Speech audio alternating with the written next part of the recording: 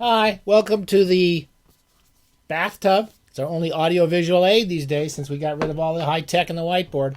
That's it. The bathtub, that's it. No pixels, no booze, just clear mountain water. Cruel light of day, no tech, no fonts, a parakeet. Yeah, that's all we have is a parakeet. We're here today to talk about one of my favorite writers who sounds, it sounds very pretentious to say this, but he's still my favorite writer, I gotta say. Gustave Flaubert, who is mistakenly pronounced Gustave Flaubert by all you people who don't know what you're talking about and who haven't been corrected many times by very smart people on the social interweb. It's actually Gustave Flaubert. Gustave Flaubert. That's the proper translate. That's a proper pronunciation of his name. Don't let anyone fool you otherwise. And if you do, nobody cares because this is just the bathtub. We're just trying to enjoy ourselves without before we have to get up and go out into the world. That's our time in the bathtub before we have to go out into the crazy world. And then when we're finished with the crazy world, those are two good times to sit in the bathtub with a good book. This past week or so, I finally read the only book of Gustave Flaubert. I'm going to say Flaubert for all you boneheads out there. Flaubert's The Temptation of Saint Anthony. Now, you may not know this. I've had it on my shelf for years. I've had it probably since I can remember, and never got around to reading it. It always looked a little crazy to me. It's written like basically a drama in prose. It was one of Flaubert's first books. He wrote it when he was a fairly young man before he had written Madame Bovary and the books he was known for. He rewrote it throughout his life, so it was of interest to him. He read it when he wrote the first draft. He read it to some of his best friends who were good supporters of his work, and they said, "You got to get rid of that book. It sucks. It's terrible." So he kind of buried it for a while, but he kept going back to it, and he rewrote it near the end of his life.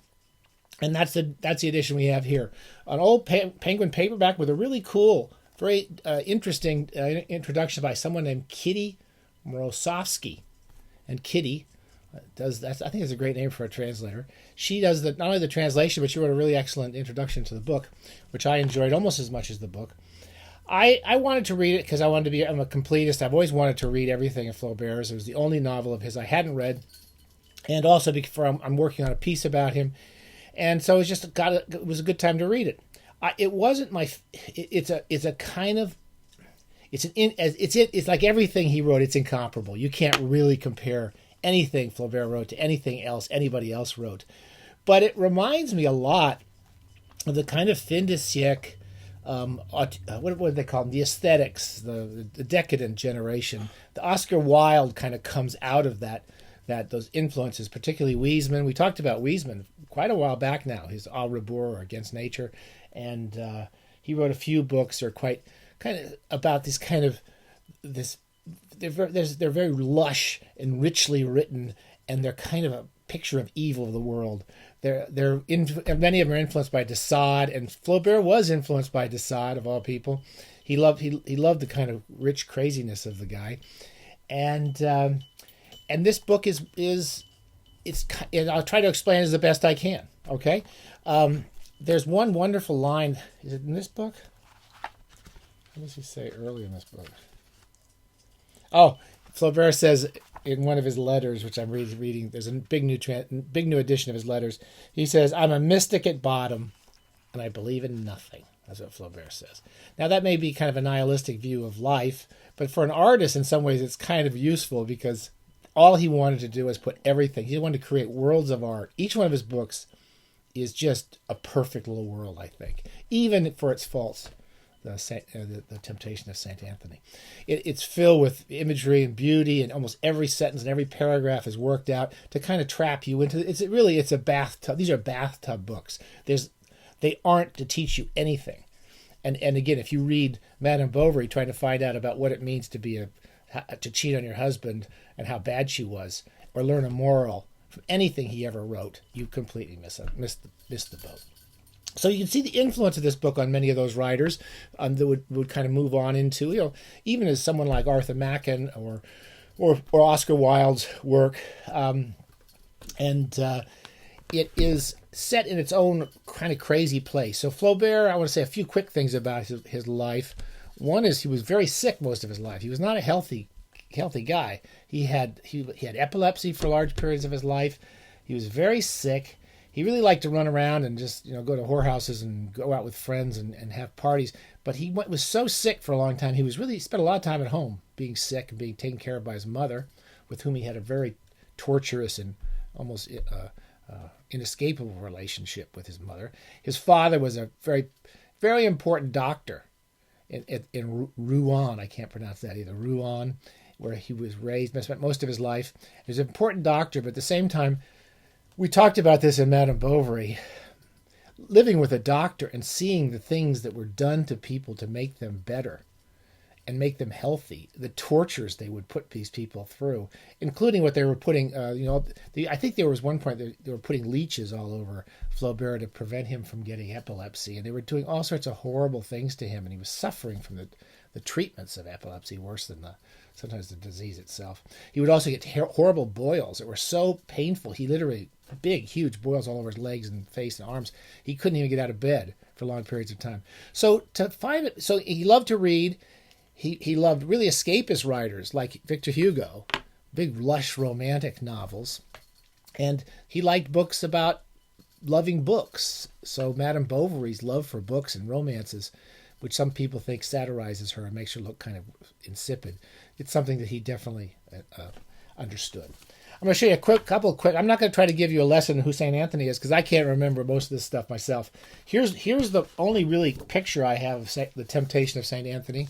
This is the Bosch version, and it's kind of low key for a lot of Bosch. His Hieronymus Bosch is filled with demons and horrors and people in hell suffering horrible things and monsters all over him. So St. Anthony is known for being some sort of martyr because he lived by himself and he contemplated God or did something really wonderful and wouldn't let the world interfere with his appreciation of Jesus or something. Anyway, he was always tempted by all these monsters and the monsters that came at him. And this is not the version. There's a version by Bruegel, who's probably pronouncing that wrong as well. Bruegel's painting that Flaubert saw when he was a young man, and it's all these demons in the background, and then this monk who's trying to live the good life while all these temptations are around him. You can sort of see Flaubert's personal affection for that story, because he really was a bit of a sybaritic character. He liked to go out and just have a good time, and kind of a spoiled kid. And at the same time, the sufferings he went through made him live a kind of quiet life. He never married, and his temptations to get married were sort of torturous for him. Anyway, so the story, it's kind of, as like everything he wrote, it's incredibly beautifully written.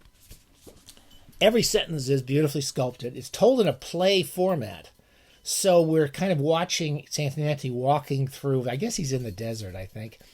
And all these different characters. The Queen of Sheba comes, someone who looks like the devil, who comes, his name is Hilarion.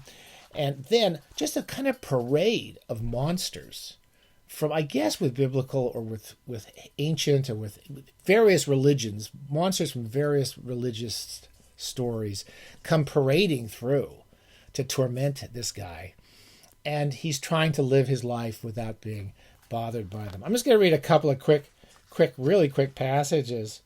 I want to read this one. This is another thing from the letters, quoted from the letters, and because it sounds like Larry David. You remember in Seinfeld, the stories about nothing. This whole show's about nothing. That's something about that really rings true about really wonderful books that we enjoy in the bathtub. They're not about something. They're immersive. And this is something that Flaubert writes to this woman there's Dodo making a lot of noise. That's okay, Dodo. You're my temptation. There's the temptation of Scott Bradfield, is Dodo. She sounds like one of the demons. He writes to her, "What strikes me as beautiful, what I would like to do, is a book about nothing. A book with no external tie, which would support itself by its internal force of style." And I kind of, again, not just this lit crit stuff, just the beauty and of the form. He loves form. He talks about that, and just the beautiful formal strength of paragraphs and sentences and chapters and stories, and that really Madame Bovary it's just a perfect book in so many ways, so perfectly written. So that's another one of the letters. I just want to read a couple examples from the book. He goes around seeing all these different monsters. And at one point, here's a good example. All these parades of all these monsters from all these different religions start marching past him. Now idols of all nations and all ages filed past them, made of wood, of metal, of granite, of feathers, of sewn skins. The oldest ones, earlier than the deluge, are hidden under seaweed which hangs down like a mane. A few, too tall for their bases, creak at the joints and break their backs as they walk. Others let sand trickle out through holes in their bellies. Antony and Hilarion are enormously amused. This is like a stage direction. They split their sides laughing at these monsters from religion. There's my monster right there, a dodo. Now follow sheep-shaped idols. They teeter on their knock-kneed legs, half open their eyes, and stammer like mutes. Bah! Bah! Bah! Come on, get over here. You just don't get this kind of entertainment anywhere, do you? The more they approximate to human form, the more they irritate Antony. He hits out with his fists, kicks them, pitches into them. They become quite frightful with tall plumes, bulging ball eyes, arms ending in claws, sharks' jaws. They're all monstrously agglomerations of all these different creatures. And before these gods, men are slaughtered on stone altars. That whole passage is so clear. These horrible monsters of religion to which human beings pay obeisance and slaughter one another for their approval of these creatures. At one point, Antony says, how dumb one must be to worship all this religious crap. The story is kind of framed as if he's learning to appreciate his own God, but of course the whole story is about the absurdity of religion, told in these beautiful, beautiful images. And there's creatures, there's just a parade of creatures is almost all this whole thing is. There's one called the Martychorus, and there's one last little passage. I just dropped it probably. There's one where they describe what they do to other people. Anyway, I've now lost it because Crazy Dodo has just lost my passage for me. But there's some wonderful passages in it.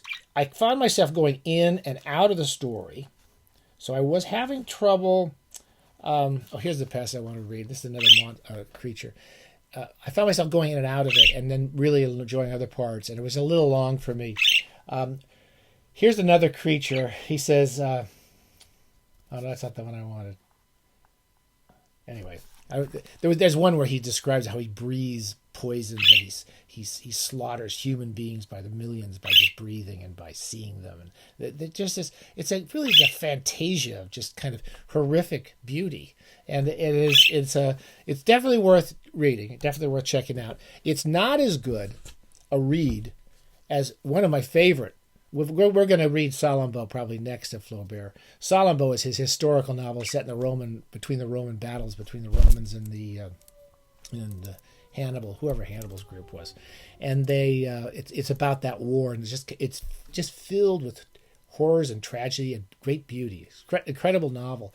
At one point, the wonderful biographer of Flaubert, Geoffrey Wall, says that at the time this book was written, everybody read it. It was a very popular book that everyone had to read, and today almost nobody reads it, and it definitely needs to. We want to help correct that. All right, so that's all I want to read. There's so many wonderful passages in these letters, the selected letters of Flaubert.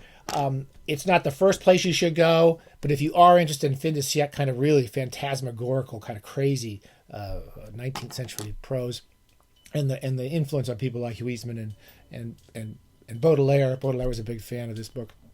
It's worth reading, and I'm definitely glad I read it. All right, sorry for I wish there was a couple of passages I still wanted to read, but this has gone too long anyway. Stay safe.